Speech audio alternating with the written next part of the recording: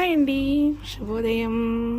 ఈరోజు వచ్చేసి కొండపిండి ఆకు తెలుసు కదా. కొండపిండి ఆకు పొలాల గట్ల మీద ఉంటుంది. కిడ్నీ ప్రాబ్లమ్స్ ఉన్న వాళ్ళకి, స్టోన్స్ ఉన్న వాళ్ళకి పనిచేస్తుంది. వేడి వేడి అన్నంలో ఆనపకాయ కూర, గోంగూర పచ్చడి, చక్కగా ఉల్లిపాయలు వేసుకొని వేడి వేడి అన్నంలో తింటూ ఉంటే సూపర్ ఉంటుంది.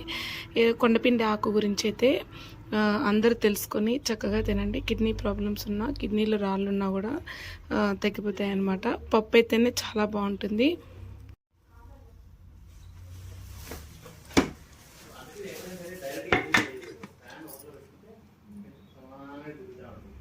చక్కగా తిన్నామనుకోండి వేడి వేడి అన్నంలో సూపర్ ఉంటుంది కదా.